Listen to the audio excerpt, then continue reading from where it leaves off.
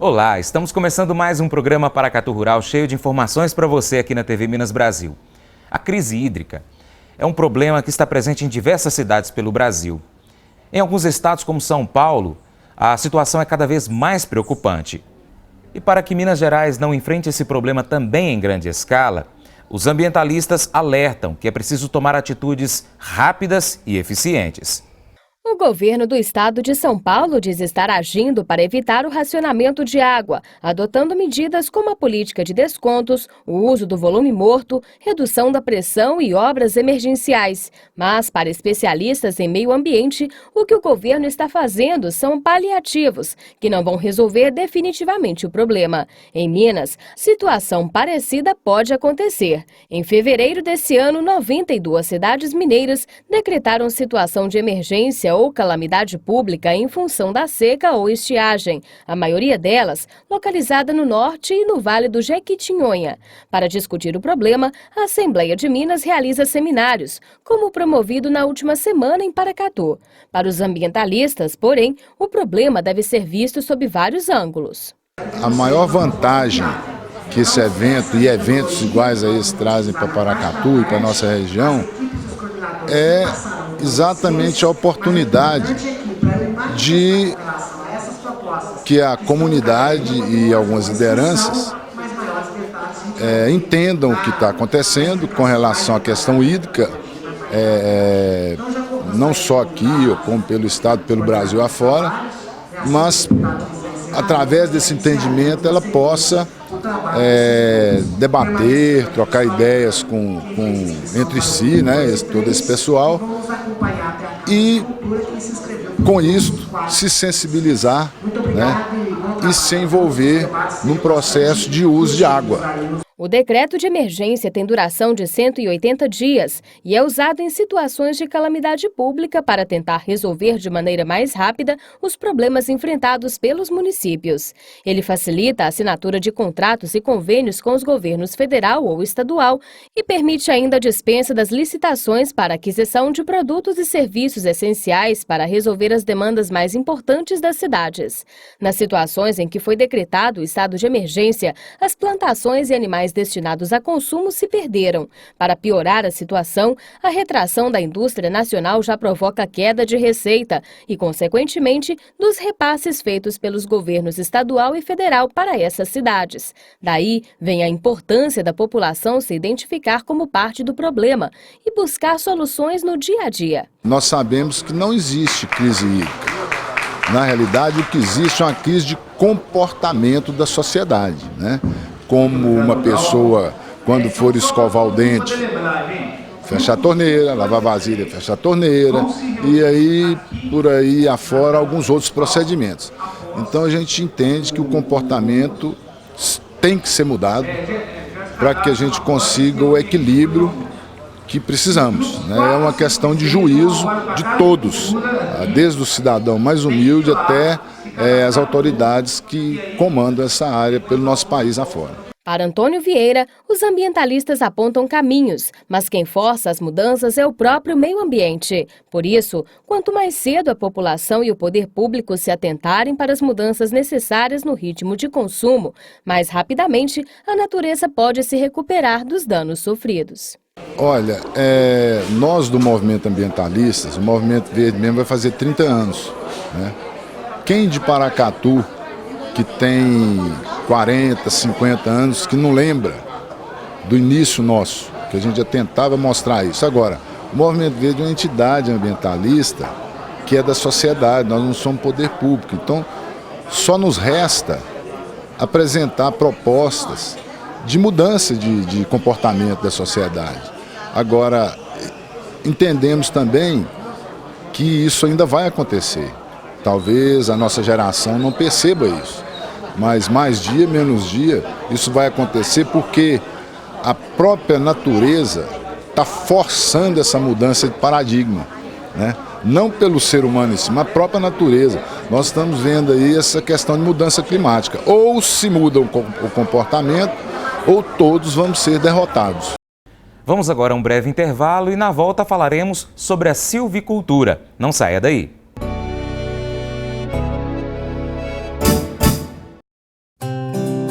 Superfértil, 15 anos em Paracatu. Agrônomos e técnicos com capacitação para um atendimento e acompanhamento especializado ao agricultor. Representante de grandes empresas multinacionais do agronegócio com agilidade na entrega dos produtos. E ainda estacionamento exclusivo para os clientes. Superfértil, 15 anos em Paracatu. Marginal 040 749, Alto do Açude, 3672 3630. www.superfertil.com.br. Meribá Irrigação, a loja do pequeno e do grande produtor rural. A Meribá oferece, em parceria com a Irrigaterra, do projeto a montagem de pivô central, irrigação convencional por aspersão ou gotejamento, peças e componentes para a execução dos projetos e reposição e ainda hidrômetros rurais, conforme resolução do SEMAD e GAN. Conheça também as placas de energia solar fotovoltaica. Garantia de economia, tornando sua propriedade ecologicamente correta. Meribá Irrigação, Luiz Gouveia Damasceno 133, Senhora de Fátima, 3671-2848. Posto Cruzeiro, posto de combustíveis, peças, acessórios e serviços para veículos leves e pesados, ferramentas, peças para máquinas agrícolas, troca de óleo e lubrificantes, aluguel de equipamentos para construção civil e completa lanchonete. Posto Cruzeiro, qualidade de quem é líder, confiança de quem tem 55 anos de estrada. Posto Cruzeiro, a amizade que faz a diferença e te transforma em muito mais que um cliente, um parceiro do nosso sucesso. Produtos Delícias de Minas. O acompanhamento perfeito naqueles momentos em que bate aquela fome. Deliciosos para o seu café da manhã ou lanche, a qualquer hora do dia. A hora de comer fica ainda mais saborosa com produtos Delícias de Minas. Prove esta delícia. Rua Matilde Oliveira, 609, Vila Mariana, 3671-5917.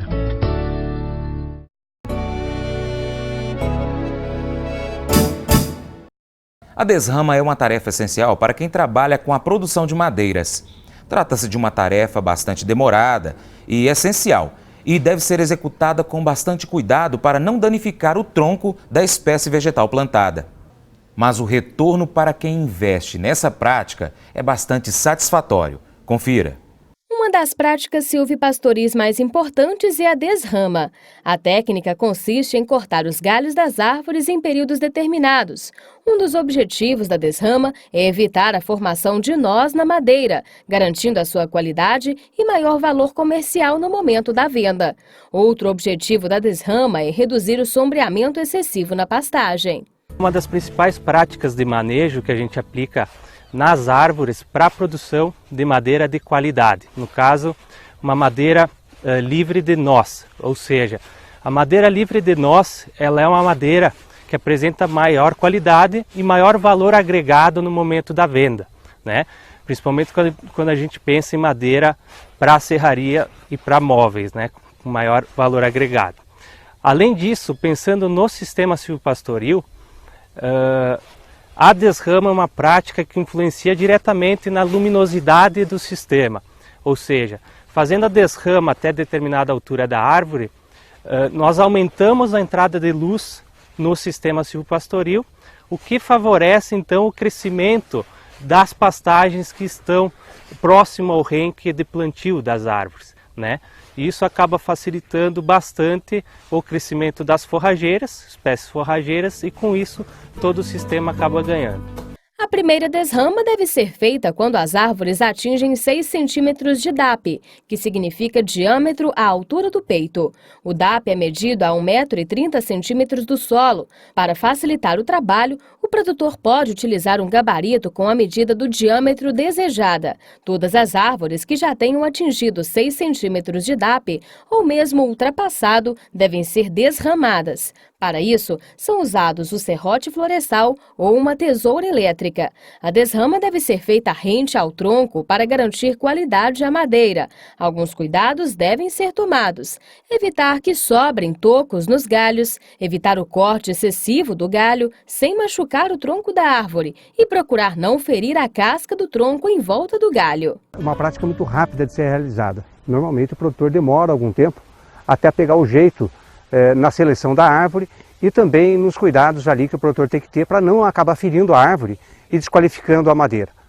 O produtor normalmente ele gasta aí, para fazer 1 hectare, ele gasta entre 5 a 6 dias né, dias esses trabalhados, aí, 8 horas por dia. Agora nós vamos a um breve intervalo e na volta falaremos sobre as diferenças de solo. Não saia daí.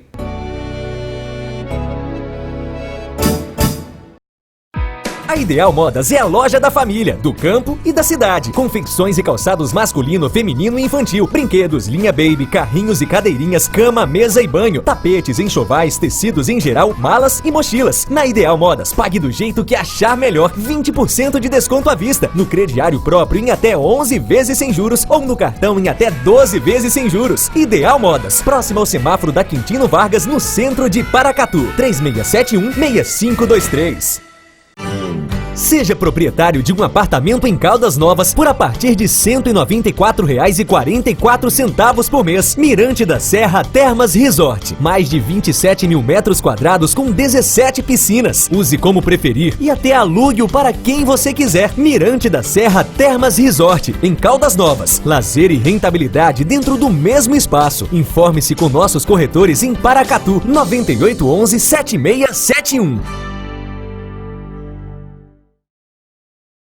Todo dia é dia de comprar barato no Supermercado Paracatu. Os menores preços para você e sua família sempre saírem ganhando. Açougue completo, panificadora, frutas e verduras fresquinhas, frios, bebidas, produtos da cesta básica, utilidades domésticas e muito mais. Faça seu cartão Super Compras ou use o seu cartão de crédito. Supermercado Paracatu, aberto de segunda a sábado até às 21 horas e aos domingos até às 13 horas. Supermercado Paracatu, essencial no seu dia a dia.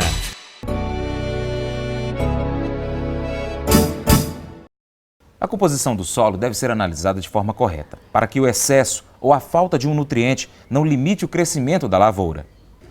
E para auxiliar o produtor nessa tarefa, novas tecnologias estão surgindo e representam promessa de melhorias no campo a médio e longo prazo. Confira. A agricultura de precisão tem como objetivo trabalhar o solo de acordo com as particularidades de cada talhão. Para isso, é fundamental realizar uma boa análise para determinar quais nutrientes estão em falta antes de fazer a correção e a adubação. Na área destinada ao cultivo de grãos em Paracatu e região, as diferenças são consideráveis e vão desde a parte física do solo, que pode ser mais ou menos argiloso, até diferenças químicas, como a composição nutricional. A agricultura de precisão está conosco aqui em Paracatu há aproximadamente 7 anos, 8 anos. Então, normalmente, por ano, são feitas algo em torno de 20 mil análises de solo. Então, falando de solo, que é a primeira etapa da agricultura de precisão, a análise de solo. Existe uma diferença, existe uma variabilidade enorme nos atributos de fertilidade química do solo aqui em Paracatu. Aqui na região do Entre Ribeiros, o padrão de solo é um solo mais argiloso, e como é uma área de cultivo mais velha, vamos dizer assim, é uma fertilidade bem alta. Existem áreas, por exemplo, para o lado de Brasilândia, João Pinheiro, que já é um tipo de solo totalmente diferente. Exige um manejo totalmente diferente do que é aplicado aqui, porque lá, ao contrário daqui, é um solo mais arenoso. E assim segue, por exemplo, na região do Mundo Novo, que é em Unai, há as particularidades da região de lá, há a particularidade do vão, que é a região baixa indo para Guarda-Mó, indo para Unai. Então tem muita diferença, mas é principalmente em termos de física do solo, em termos de concentração de argila, que vai exigir uma intervenção mais intensiva ou uma intervenção menos intensiva. Depois da correção vem a adubação, que visa repor os macro e micronutrientes em falta no solo. A correção deve ser bastante específica para atender à demanda nutricional de cada cultura. E apesar das diferentes composições de solo em nossa região, um nutriente se destaca como fator limitante do crescimento de plantas em todo o Noroeste. À medida que a gente vai evoluindo na correção do solo, a gente vai já tendo condições de avaliar a resposta da planta na parte nutricional. Então uma coisa é corrigir o solo, a base de solo com calcário, gesso, e agora nós já estamos evoluindo para analisar melhor a planta. Vocês podem olhar nesse pivô que foi feita a agricultura de precisão, a área está homogênea, porque além dessa correção de base que foi feita, foi direcionado manejo nutricional para a planta que respondesse mais.